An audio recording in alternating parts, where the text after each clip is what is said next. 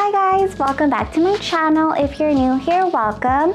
Today I'm going to be talking about bedside etiquette.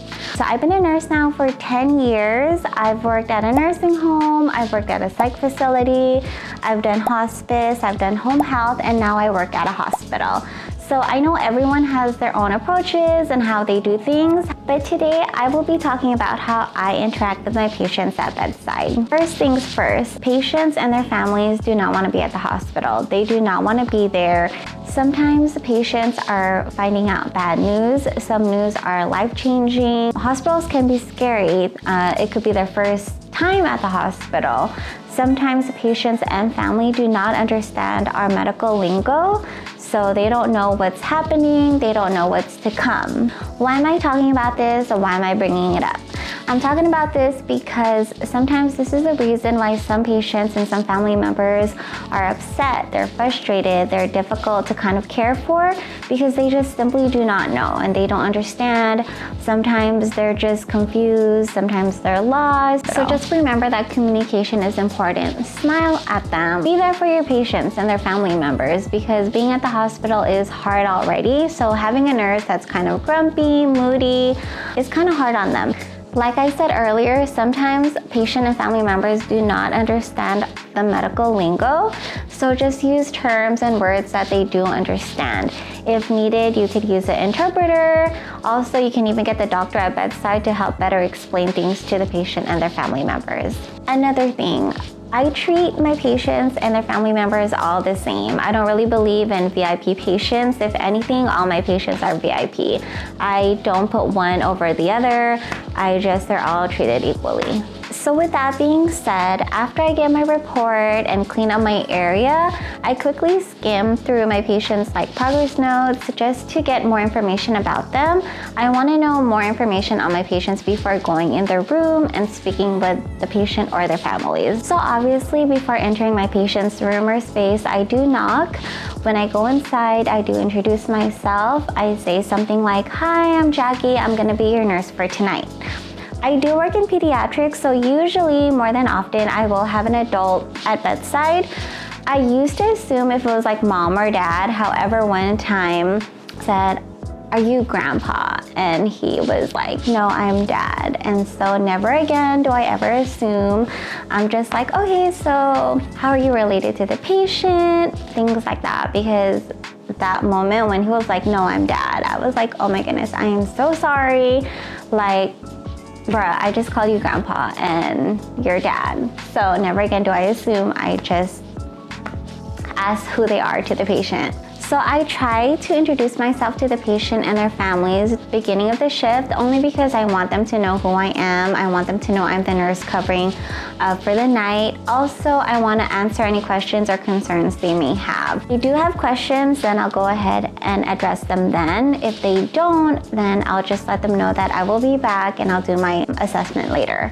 So when offering drinks, I will be like, "Do you want juice or do you want water? Do you want ice? No ice." If there is no contradictions with straws, then I'll give them a straw.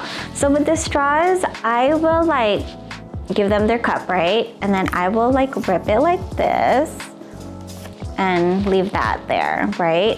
So I never touch the part that they're gonna drink from, where they put their mouth, because I think that's gross.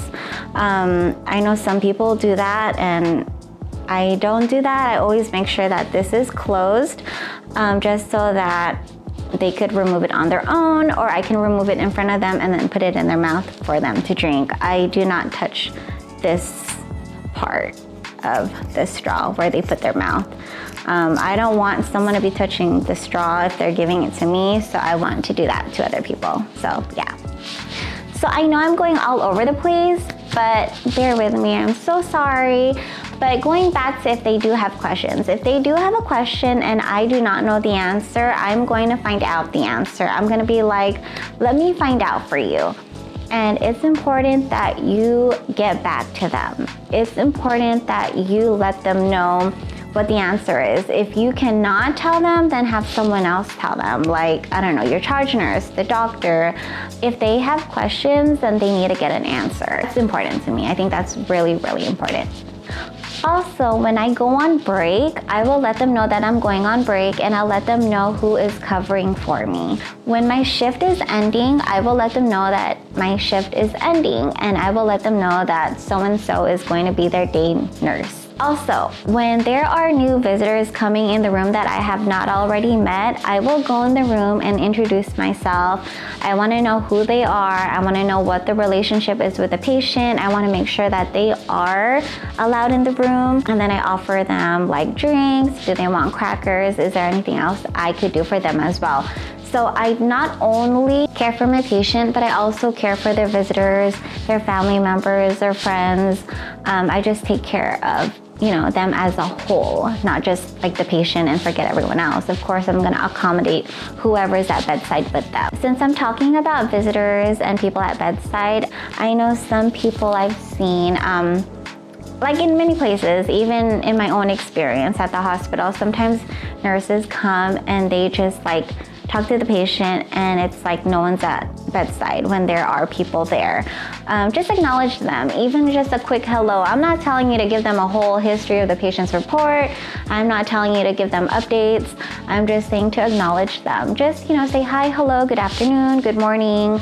So my biggest takeaway is communication is very important. Be mindful, be respectful, be attentive to your patient. Always listen and acknowledge their concerns and their feelings. I think that's really important, just to let them know that you are there to support them, to be with them, advocate for your patients. I think that's another big thing. Advocate for your patients, because sometimes they don't know. Sometimes they're shy, sometimes they're scared. Sometimes something that's better for them than what they know. So just please advocate for your patient. I think about sometimes if my kids were in the hospital or if my family member was in the hospital, how would I want them to be treated? How would I want them to be cared for? That's pretty much how I engage with my patients and their families at bedside. Don't forget to like this video, subscribe to my channel, and then don't forget to click on that notification bell so you know the next time I post. Thank you, bye guys!